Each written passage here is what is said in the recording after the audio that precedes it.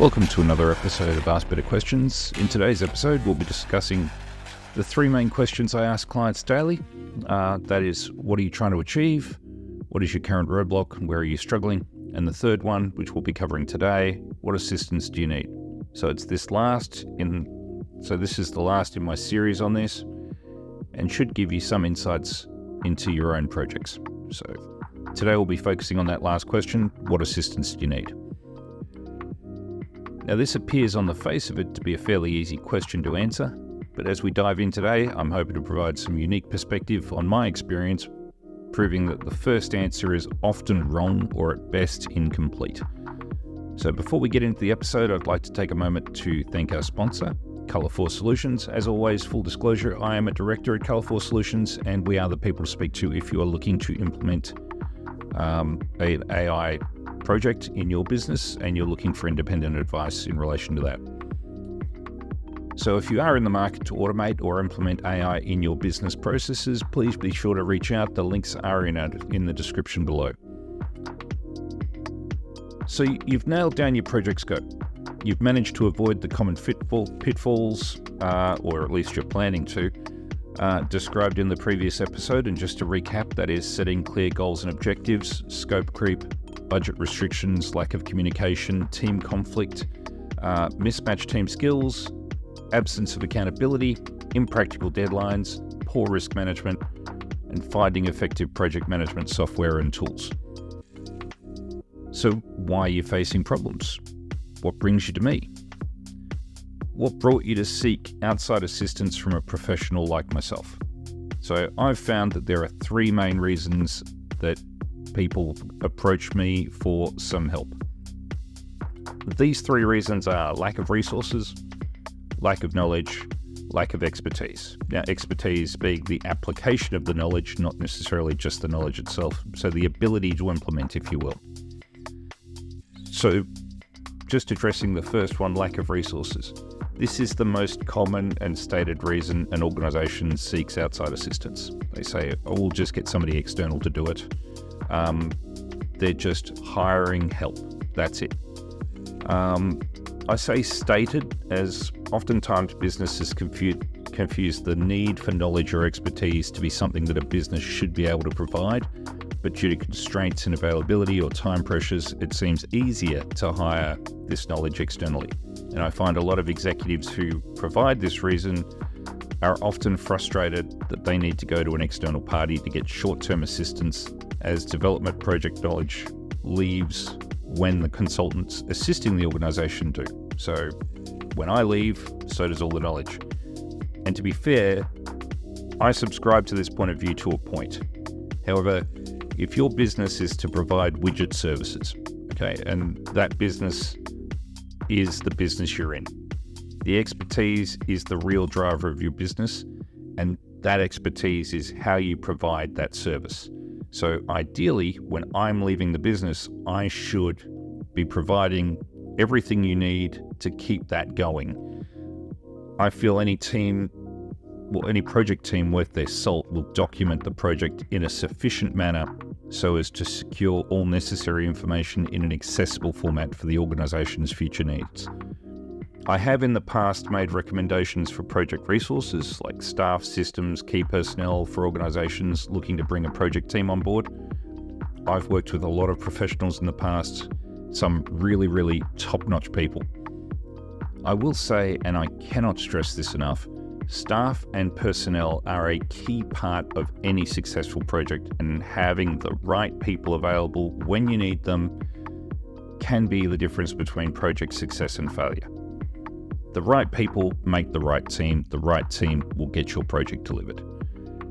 Now, that said, equally having access to the right systems, be they for managing the project or be they the key driver in the project, like the system that we're implementing is the project, is incredibly important. Knowing what systems are available, what they can do, what their limitations are, what other systems they will integrate with, can lessen the heartache of finding out you've invented and built the wheel only to discover that there was a motorbike easily available for a fraction of the cost.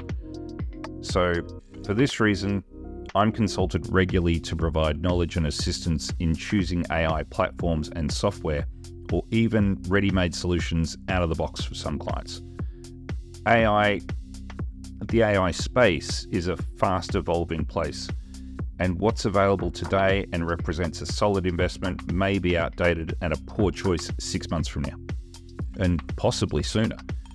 I spend a great deal of time staying up to date on AI software development, and I am constantly studying what's ready-made, what ready-made products are in development, what has been brought to market, what's in development, what is coming, and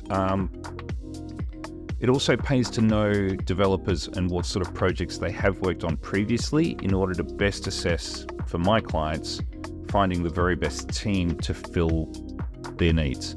So if somebody's worked on a project in banking before, they have some sort of expertise in banking, that's great. But have they done a project of this nature before? Have they worked on an AI project or an automation project or something like that?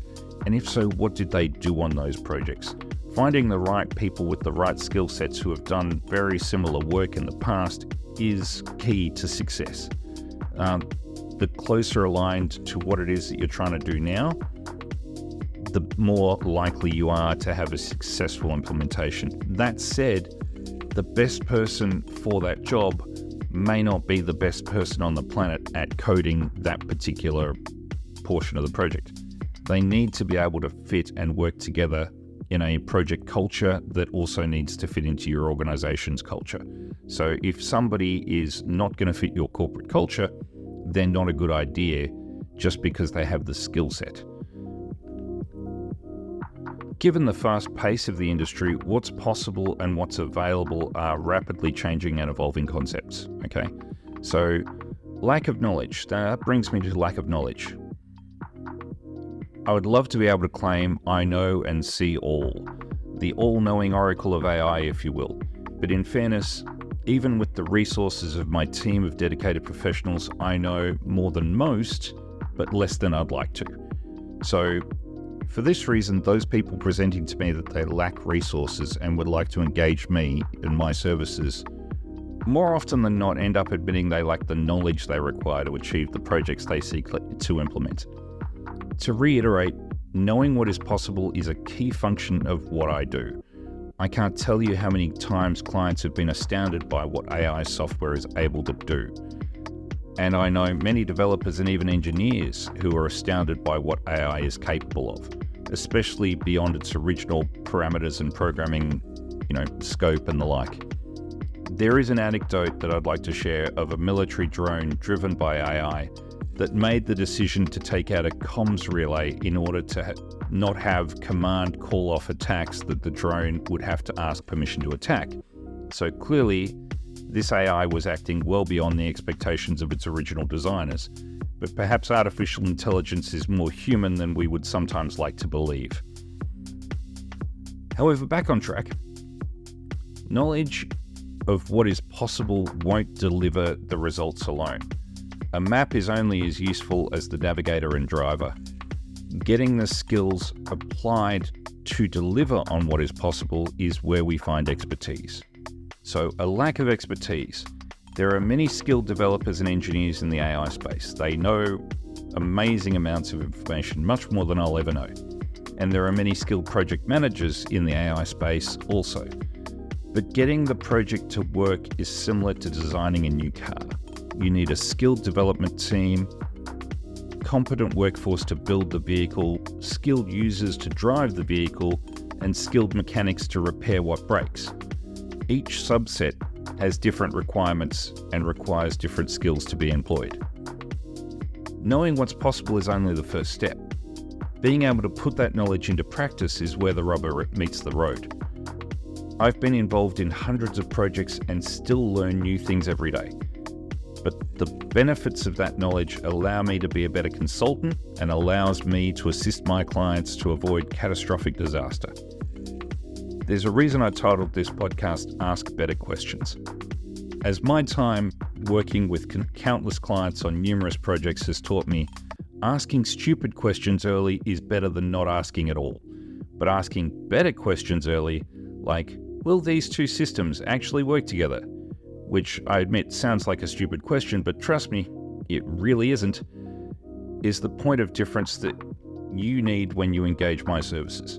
So in the above case, asking that question in a scope meeting saved one of my clients over $1 million and countless wasted months and resources and time wrestling with systems that would never integrate, at least not in the intended way.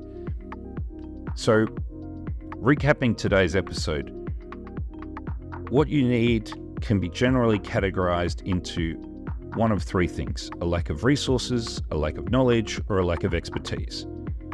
Most often, you need all three. The right team with the right skills and knowledge doing what needs to be done to achieve the desired outcome. Now, that sentence everyone will agree on as being self-evident, it's fundamental. But so many people try to complicate this. And I hear all the time, our business is different. I only need X, just deliver me X. Just tell me it will work and we'll figure out the details later. Well, sadly, later is too late. Ask the better questions now and get all three requirements met before you start. I don't promise you won't make mistakes on the way, but I assure you it will be a much smoother and easier time if you ask better questions. So that about wraps it up for today's podcast. It's a short one, but I wanted to bring it to a close in a digestible format. So if you have questions or comments, please reach out in the links in the description. If you like the podcast, leave a rating and review and subscribe so you don't miss an episode. I'm Peter Adams, and I'll be here next week to ask better questions.